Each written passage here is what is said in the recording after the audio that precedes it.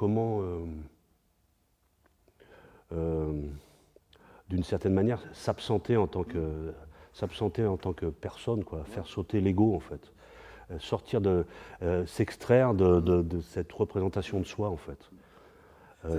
Tu vois, moi j'aime bien dire, enfin je sais pas, être acteur d'une certaine manière, c'est faire vœu de silence en fait. C'est-à-dire comment quelque chose parle à travers nous qui n'est pas dit par nous. Tu vois, en même temps qui est évidemment porté par l'acteur, mais comment à un moment donné, l'acteur en tant qu'individu s'absente pour que quelque chose advienne dans le regard que je porte sur lui. Donc il y a une forme de don, d'abandon magnifique, enfin, et qui demande énormément de travail. Mais non pas un travail sur ce que je vais montrer, mais un travail sur ce que je vais donner à voir. Vous voyez, tu vois, le théâtre, le théâtre, étymologiquement, ça veut dire le lieu d'où l'on voit. Et c'est pas le lieu où on montre. Et souvent, moi le premier, on montre des choses qu'on a faites.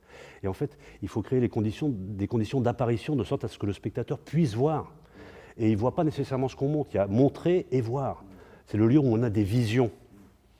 Et donc, comment l'acteur me donne des visions.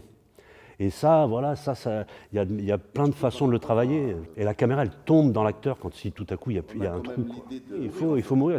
Et on en parlait tout à l'heure, ce qu'il faut tuer, et les acteurs le savent très bien, et on est des experts de cette chose-là, ce qu'il faut tuer, c'est l'ego.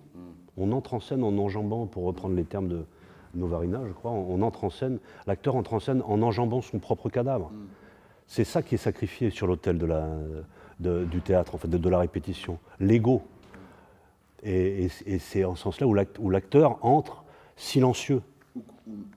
C'est pas moi, Gwenaël Morin, qui parle je suis pas acteur, mais c'est pas Gwenaël Morin qui parle sur scène. Quelque chose parle dont je suis le passeur, le vecteur, la condition. Comment un moment, Antigone est là. Elle est dans l'air. Et à un moment donné, un acteur l'attrape et la rend visible. Mais c'est pas Antigone qui rentre sur le plateau. Voilà, Oedipe est là.